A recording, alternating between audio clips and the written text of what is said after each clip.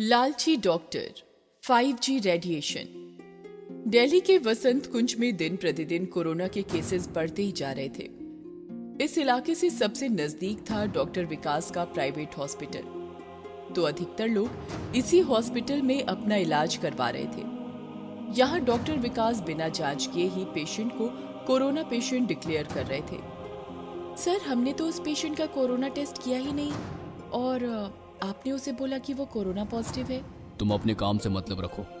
ये हॉस्पिटल मैंने दान धर्म के लिए नहीं खोला है। अगर मैं ऐसा ना करूं तो तुम्हारी सैलरी तक देना मुश्किल हो जाएगा। सर, पर वो बेचारा कैसे इतने महंगे इलाज का पैसा देगा? वो उसका प्रॉब्लम है।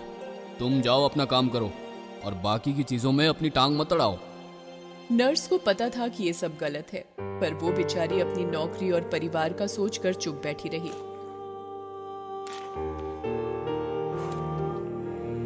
अगले दिन विपिन, जो एक पत्रकार था, वो सांस लेने की तकलीफ से इसी हॉस्पिटल में आया। देखिए, आप भी कोरोना पॉजिटिव है। आज ही आप एडमिट हो जाइए, वरना आपकी तकलीफ बढ़ सकती है। ठीक है डॉक्टर, मैं अभी एडमिट हो जाऊंगा।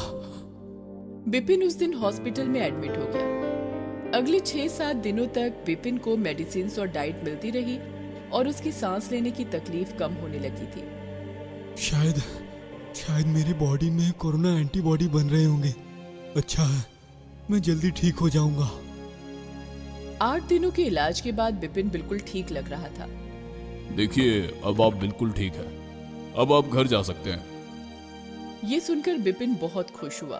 उस दिन उसको हॉस्पिटल से डिस्चार्ज मिला और उसके परिवार वालों ने उसका बहुत अच्छे से स्वागत किया।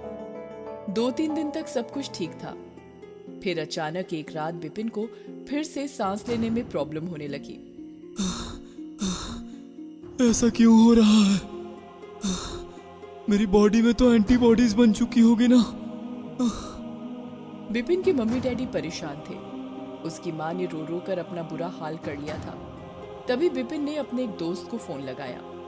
हेलो यार, मेरी हालत फिर से खराब हो गई है। रुक, मैं अभी आया। नवीन आधी रात को विपिन के घर पहुंचा और नवीन ने विपिन को और उसके मम्मी डैडी को अपनी गाड़ी में बिठा लिया। वो लोग एक दूसरे अस्पताल पहुंचे। बेटा, पर विपिन का इलाज तो विकास प्राइवेट हॉस्पिटल में हुआ था। मैं जानता हूं अंकल, पर कुछ तो गड़बड़ है। एक बार एंटीबॉडी बनने के बाद इतनी जल्दी वापस कोरोना नहीं होता, इसलिए हम यहाँ आए हैं। यहाँ नवीन ने अपनी पहचान के डॉक्टर को विपिन की सारी मेडिकल हिस्ट्री बताई। डॉक्टर ने तुरंत एक एंटीबॉडी किट मंगवाया। एंटीबॉडी किट का रिजल्ट नेगेटिव था। इनके शरीर में एंटीबॉडी बनी ही नहीं है। ऐसे कैसे हो सकता है? फिर ये कोरोना से ठीक कैसे हुआ? इन्हें कभी कोरोना हुआ ही नहीं था। क्या?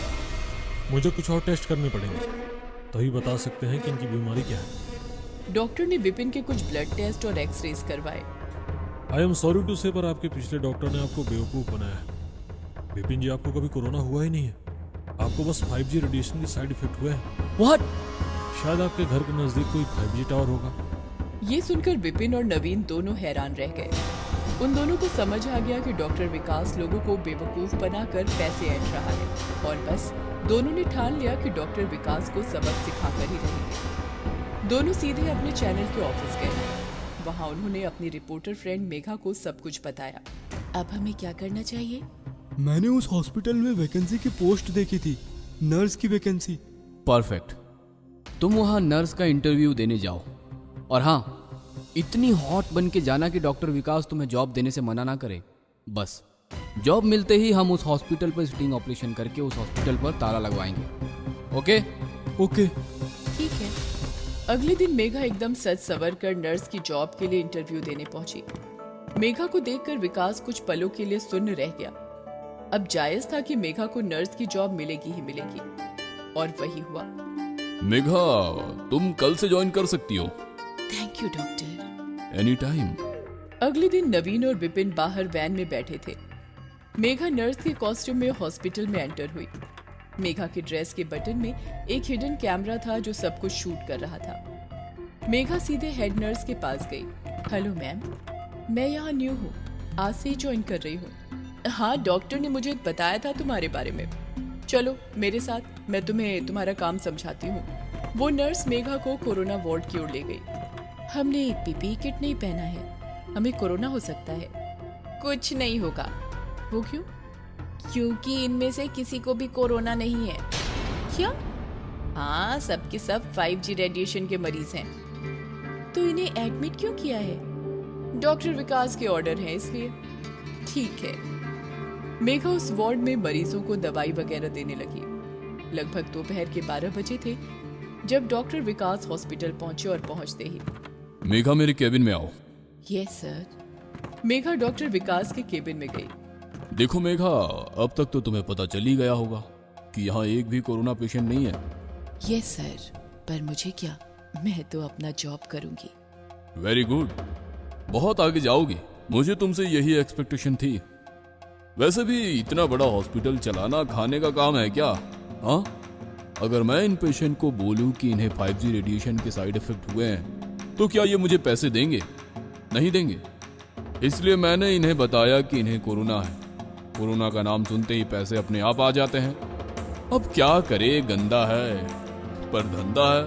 हाँ। जी सर। मेघा, नवीन और विपिन को जो चाहिए था वो उन्हें मिल गया था। ये डॉक्टर विकास का खुद का कबूलनामा था।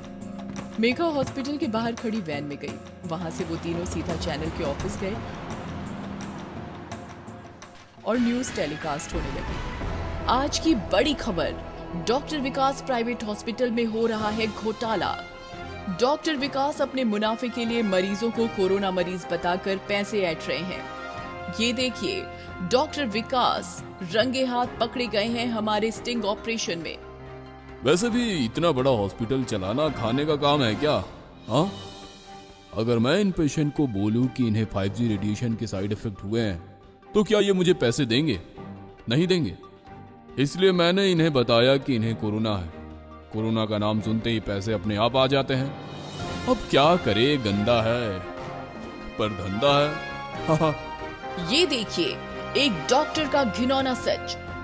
अब क्या करे, गंदा है पर धंधा है। गंदा है पर धंधा है। इस डॉक्टर ने तो डॉक्टरी पेशे को ही बदनाम कर दिया। इस लालची डॉक्टर का पर्दाफाश किया है हमारे 3 काबिल पत्रकारों ने, मेघा, विपिन और नवीन।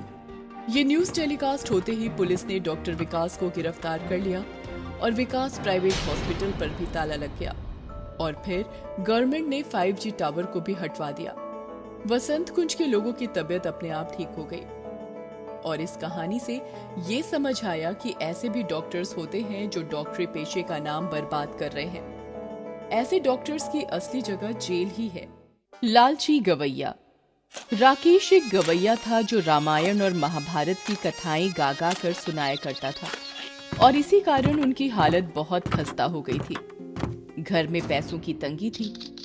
इससे अच्छा तो मैं उस पास के हलवाई से शादी कर लेती, कम से कम पेट भर खाने को तो मिलता। अब इसमें मैं क्या करूं कि कोई मुझे काम नहीं देता। रोज यहाँ वहाँ धक्के खा तो रहा हूँ ना। तुम्हारे धक्के खाने से क्या हमारा पेट भर जाएगा? नहीं ना। रीमा अक्सर राकेश को अच्छे पैसे ना कमाने के लिए सुनाया करती थी। एक दिन राकेश एक इवेंट ऑर्गेनाइजर से मिलने उसके ऑफिस गया था। वहीं उसकी मुलाकात उसके बचपन के दोस्त रमेश से हुई। अरे राकेश, तू यहाँ? कितने साल हो गए तुझसे मिले हुए। कैसा है तू भाई? मैं ठीक हूँ भाई, तू बता कैसा है? मैं तो एकदम मस्त। पापा का बिजनेस चल रहा है। सही है यार तेरा, पापा का बिजनेस है, तुझे किस बात की चिंता? रमेश ने राकेश को ऊपर से नीचे तक देखा और वो समझ गया कि राकेश की आर्थिक परिस्थिति ठीक नहीं थी। ये सब छोड़, तू बता आजकल क्या करता है? क्या कर सकता हूँ, गवैया हूँ, काम ढूंढते रहता हूँ। मुझे याद है तू बचपन में क्या गाता था भाई। मैं तो तेरी आवाज में गुम हो जाता था मेरे दोस्त। तू मेरे साथ चल, मैं तुझे किसी से मिलाना चाहता हूँ। पर कहाँ? चल तो। रमेश राकेश को अपने साथ एक बड़े इवेंट ऑर्गेनाइजर के पास लेकर गया। हेलो नवीन जी। अरे रमेश जी, आप यहाँ? अरे मुझे बोल देते, मैं खुद आपके पास आ जाता। नहीं नवीन जी, काम मेरा है तो मुझे ही आना पड़ेगा ना। आप भी ना। अच्छा नवीन जी, ये राकेश है मेरा दोस्त। इसकी आवाज सुनोगे ना तो दंग रह जाओगे। आपने कहा था ना आपको न्यू शोज के लिए गवैये की जरूरत है। शायद आपकी खोज पूरी हो गई अब। राकेश जी, क्या आप कुछ गाकर सुना सकते हैं? जी जी। रमेश और नवीन दोनों राकेश की मधुर आवाज में डूब गए। वाह, क्या आवाज है भाई, मुझे ऐसे ही आवाज की जरूरत थी। जी शुक्रिया सर। तो नवीन जी, क्या मैं इनके शोज पक्के समझूं? हाँ हाँ जरूर। नवीन ने राकेश और रमेश से हाथ मिलाया और वो दोनों उस ऑफिस से बाहर निकल आए। बाहर निकलकर राकेश ने रमेश को गले लगा लिया। दोस्त, तेरा ये एहसान मैं कभी नहीं भूलूंगा। इसमें एहसान कैसा, तू खुश है यही बहुत है भाई। उस दिन के बाद राकेश के पास काम ही काम था। वो एक के बाद एक शोज किए जा रहा था। उसका पूरा परिवार खुश था। जल्द ही उनकी आर्थिक स्थिति बदल चुकी थी। अब राकेश का अपना बंगला था, गाड़ी थी। राकेश के शोज को दर्शक बहुत पसंद करने लगे थे। इसलिए अब से हर रामायण महाभारत की कथा गाने के लिए राकेश को ही बुलाया जाता था। शायद यही बात राकेश के दिमाग में घर कर गई। उसे अपने काम के लिए और पैसे चाहिए थे। अब तो जब तक मैं स्टेज पर नहीं जाता ना, पब्लिक शांति नहीं होती। मुझे और पैसों की डिमांड करनी चाहिए। हाँ हाँ, आप इतने मशहूर जो हो, और साथ ही आपको अपनी लोकप्रियता का फायदा उठाना चाहिए। कैसे? अगर आपको और पैसे और शोहरत कमानी है तो लोगों को आपका इंतजार करना चाहिए। बड़े बड़े फिल्म स्टार्स वगैरह आखिर में आते हैं ताकि ऑडियंस उनका इंतजार करे, तभी तो वो स्टार कहलाते हैं। हाँ, अब मैं यही करूँगा। अगले दिन से राकेश शो के टाइमिंग से लेट पहुंचने लगा। आप कहाँ रह गए थे राकेश जी? मैं कब से आपका इंतजार कर रहा हूँ। अब मैं आ गया हूँ ना। अच्छा ठीक है, जाइए परफॉर्म कीजिए। नवीन समझ गया था कि राकेश का बर्ताव बदल चुका था। अब वो पहले वाला गरीब राकेश नहीं था। इस राकेश के दिमाग में शोहरत चढ़ रही थी। बहरहाल राकेश ने शो किया और हमेशा की तरह ऑडियंस खुश थी। शो के बाद राकेश ने नवीन से बात की। देखिए, आपको मेरे पैसे बढ़ाने की सोचनी चाहिए। मैं आपके शो का स्टार हूँ। राकेश जी, आप तो जानते ही हैं कि हमें बचता कितना है। नवीन ने पहले ही राकेश के साथ 100 शोज का कॉन्ट्रैक्ट कर रखा था, एक ही रेट पर। इसलिए अगले कई शोज में राकेश समय से लेट आने लगा। राकेश के इस बर्ताव से नवीन ऊब चुका था। उसने सोचा कि राकेश से डायरेक्ट बात करे। राकेश जी, आजकल आप किसी भी शो पर समय पर नहीं आते। अरे थोड़ा इंतजार करना पड़ जाए तो इसमें गलत क्या है? पर राकेश जी, आपकी वजह से ऑर्गेनाइजर को बहुत नुकसान झेलना पड़ता है। वो उनका प्रॉब्लम है। आप मेरे दाम भी कहाँ बढ़ा रहे हैं? मेरा भी तो नुकसान हो रहा है। नवीन समझ गया कि आगे बात करना बेकार है। वो वहाँ से चला गया। नवीन रमेश जी के पास गया और उन्हें सारी बात बता दी। सोचा नहीं था कि राकेश ऐसा कुछ करेगा। ठीक है, मैं उसे समझाता हूँ।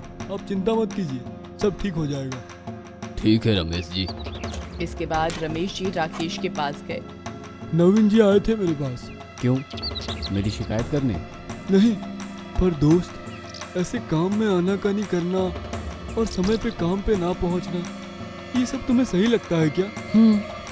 मुझे जो सही लगता है मैं वही करता हूँ। वैसे भी तुमने मेरी हेल्प क्या कर दी? सोच रहे हो कि मैं तुम्हारी हर बात मानूंगा? राकेश, ये सही नहीं है। तुम्हें इसके अंजाम भुगतने होंगे। मेरा मैं देख लूंगा, तुम जाओ यहाँ से। रमेश राकेश की भलाई चाहता था, पर राकेश के सर पर तो खुमारी चढ़ गई थी, मशहूर होने की, पैसों की। पर ये खुमारी कब तक टिकती? धीरे धीरे नवीन और दूसरे इवेंट ऑर्गेनाइजर्स ने राकेश को काम देना कम कर दिया। काफी दिनों से राकेश घर पर बैठा था। उसके पास एक भी शो नहीं था। पता नहीं काम को क्या हो गया। सोच रहा हूँ जाकर नवीन से माफी मांग लूं। कम से कम पैसे तो आ रहे थे। बिल्कुल नहीं, तुम स्टार हो। वो लोग आएंगे तुम्हारे पास नाक रगड़ते, तुम देखना, और मुंह मांगे दाम देंगे। हाँ। रीमा ने एक बार फिर राकेश के दिमाग में स्टारडम का भूत घुसा दिया। महीने बीत गए। अब धीरे धीरे राकेश के बैंक अकाउंट में पैसे कम होने लगे। जब रीमा और राकेश ने अपना बैंक बैलेंस देखा तो वो घबरा गए। मुझे लगता है अब मुझे काम ढूंढना चाहिए। तो अब तक क्यों इंतजार कर रहे हो? जाओ काम ढूंढो, पैसों के बिना कैसे जिएंगे? लेकिन तुमने ही तो मना किया था ना। लेकिन अब मैं ही तुम्हें बोल रही हूँ, जाओ काम खोजो।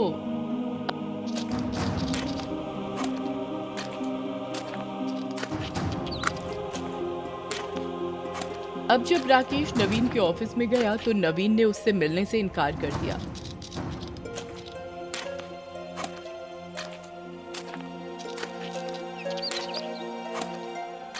निराश राकेश रमेश के पास गया। तूने बहुत देर कर दी मेरे दोस्त, अब मैं तेरी कोई मदद नहीं कर सकता। ये सुनकर राकेश की आंखें भर आईं। एक समय था जब उसके पास कम पैसे, शोहरत, सब कुछ था, पर उसने अपने अहंकार और लालच में सब कुछ गंवा दिया। यहाँ तक कि उसने अपने सच्चे दोस्त रमेश को भी धोखा दिया, और इन सब का कारण था कि उसने अपनी पत्नी की गलत सलाह मानी। इसीलिए कहते हैं, लालच और अहंकार इंसान को डुबा देता है। Like, share and subscribe Kabu TV.